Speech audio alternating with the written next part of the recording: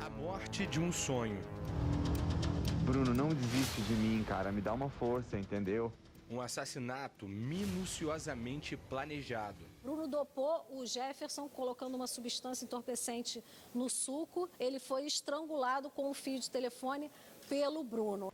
E nos bastidores, um suspeito de criar um roteiro macabro.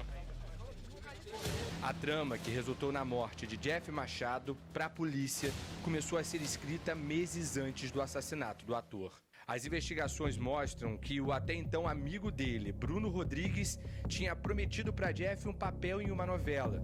Em troca, pediu R$18 mil, mas a estreia nunca chegaria a acontecer. Com medo de que a fama de golpista se espalhasse e de olho nos bens de Jeff, Bruno teria arquitetado a morte do amigo. Quase 2 meses antes, ele alugou uma casa em Campo Grande, na Zona Oeste, para a polícia com um único objetivo: servir de cenário para essa história de terror. Foi lá que o corpo de Jeff foi encontrado, enterrado a mais de 2 metros de profundidade. Ele teria sido morto em 23 de janeiro, 3 dias antes do início das gravações da novela em que supostamente ele trabalharia. Nesse enredo, Bruno contou com um parceiro na cena do crime, Geander Vinícius da Silva Braga, um garoto de programa. No dia da morte de Jeff, os dois combinaram de gravar um conteúdo para a internet na casa do ator. A vítima teria sido dopada e sufocada com um fio até a morte. Bruno e Geander começaram uma saga para esconder o corpo e apagar os vestígios do crime. Um pedreiro foi contratado para cimentar a área onde o corpo foi enterrado e aumentar o tamanho do muro para evitar os olhares de curiosos. Bruno ainda levou os 8 cães de Jeff, da raça Setter inglês, para a casa de um pai de santo em Santíssimo, na Zona Oeste. Depois voltou ao local e soltou os cachorros.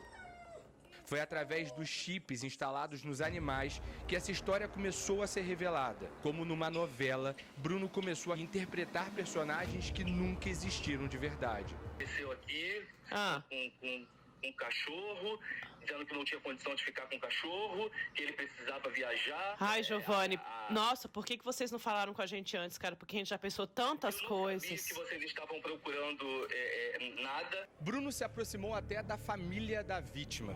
Ele esteve aqui na delegacia e durante horas contou a versão dele para a polícia. Os investigadores não acreditaram e pediram a prisão temporária dele. A justiça, no dia 1º de junho, acatou o pedido. E foi então que começou um novo capítulo dessa trama. No dia seguinte, a polícia prendeu Geander, que negou a participação no assassinato, mas Bruno continuou foragido. Os advogados dele estiveram na delegacia de descoberta de paradeiros, mas nem sinal do principal suspeito do crime. Foram quase 2 semanas, até que a Polícia Civil conseguiu colocar as mãos em Bruno e, por fim, numa saga de mentiras e perversidade. Abatido e mais magro, hein? Abatido e mais magro, Bruno Rodrigues, o mandante do assassinato de Jeff Machado, foi preso no Morro do Vidigal, na zona sul do Rio. Ele já foi transferido para o presídio... não foi não. Ele não foi não, Natasha. Ele não foi não, Beatriz Duncan. Ele não foi transferido. Nosso Adson tá lá. Nosso Adson tá lá, vai trazer todas as informações. Aliás, quem vai trazer todas as informações agora, enchendo tela, é a nossa Nicole Tim, no ar. Era nesse hostel no Morro do Vidigal, na zona sul do Rio, que Bruno Rodrigues estava escondido. As investigações apontaram que ele se apresentou no local como Natan e que pagou R$ 1.200 para passar o mês. Bruno estava circulando na comunidade há pelo menos 5 dias. Equipes da Delegacia de Descoberta de Paradeiros, junto com blindados da Coordenadoria de Recursos Especiais da Polícia e um helicóptero, estiveram no Vidigal desde cedo em busca de Bruno. Mas policiais militares conseguiram prender ele depois de receberem informações do setor de inteligência. Ele foi encontrado com uma aparência diferente, mais magro e sem barba. A gente começou a vasculhar o local, que ele estava escondido dentro de um hostel, e achamos ele dentro de um quarto, já tudo indicava que ele já estava preparado para fugir, né? Com mala e tudo mais. mas aí ele também não resistiu à prisão, se entregou. O suspeito foi levado para a delegacia mais próxima e depois para a cidade da polícia. Há 5 dias ele estava dentro do morro do Vidigal, na parte alta do Vidigal. Diante dessas informações confirmadas ontem, né, através de um trabalho de inteligência, nós decidimos hoje de manhã realizar uma operação. Os advogados dizem que Bruno mantém a versão de que um terceiro homem, um suposto miliciano chamado Marcelo, teria matado o ator. O Bruno estava tentando realizar a localização do Marcelo nesse período que ele ficou foragido. Não houve tempo hábil para isso em razão da prisão, mas ele permanece insistindo que o Marcelo existe. Bruno estava foragido há 2 semanas, mas não chegou a sair do estado do Rio de Janeiro. Ele, inclusive, circulou por diversos bairros do Rio e municípios da Baixada Fluminense. Os investigadores descobriram ainda que Bruno trocou várias vezes de chip de celular.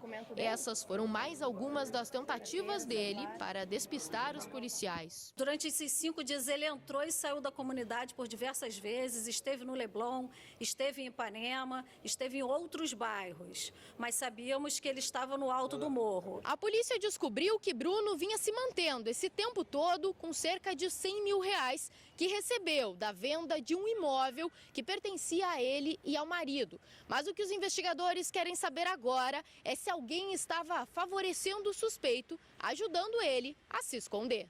Depois da prisão de Bruno, a mãe da vítima disse sentir alívio. Ela também deve ser ouvida novamente pela polícia nos próximos dias. Onde é que estava esse assassino que se achava no direito de ser foragido depois de tantos crimes que cometeu, depois da atrocidade da morte de meu filho, esse falso amigo? Então eu quero dizer que hoje é um dia de alívio. Muita serenidade, tivemos essa notícia, a família também. A família estava preocupada com ele em liberdade, ele que é apontado como o principal mentor desse crime bárbaro. Bruno segue para Benfica, a porta de entrada do sistema penitenciário no Rio, e deve permanecer lá até que a prisão temporária dele seja convertida em preventiva. Com as prisões dos 2 suspeitos, Jander Vinícius da Silva Braga e agora Bruno Rodrigues, o inquérito já está quase finalizado. Faltam muito pouco, já estamos realmente na fase final. Precisamos realizar a oitiva mais uma vez da mãe dele para esclarecermos algumas questões, mas a investigação já está bem concluída.